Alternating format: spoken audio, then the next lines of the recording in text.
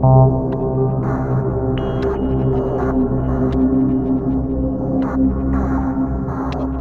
world is changing. The change is very fast. Incredible production, relatively stable. After the worst war in human history, the United States has placed itself in the seat of world leadership. The U.S. creates new alliances, such as NATO and the World Trade Organization. They create new rules, trade policies, judicial policies, all based on Western values. Their allies and their powerful military have established their hegemony around the world. But the U.S. sometimes abuses its power. Their dualism is questionable. But wars are now less than at any other time. Those who went against them were destroyed.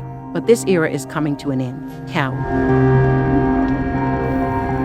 Another power is beginning to challenge the United States. Their values are different. Their philosophies are different.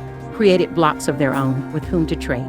China is currently the second largest economy and largest military force. In other words, China has both the money and the power to go against the U.S. The duel between the two superpowers is now visible. China is investing in different countries of the world, making allies. In March 2023, China sent delegations to the Middle Eastern countries of Saudi Arabia and Iran to sign a peace agreement. Saudi Arabia and Iran are two rival countries that even the United States could not unite.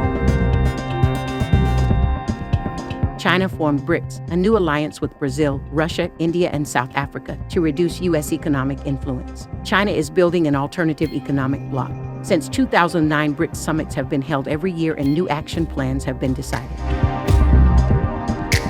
G7, which implements the U.S. mandate. BRICS is emerging as a rival to the G7. The 5 BRICS countries are building an independent economic system. They are conducting trade with their own currency instead of dollars. The United States wants to keep the world's top 25 economies on its side.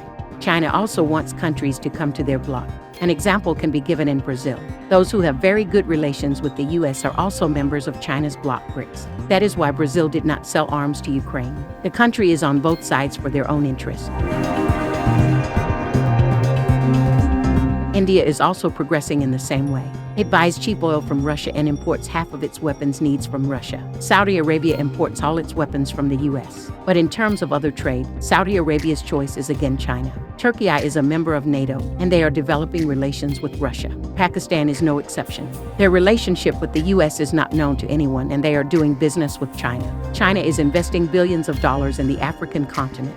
Railways, highways, bridges are being built there. China wants to bring African countries under its rule. The United States is not left alone. The world has entered a new war of nerves.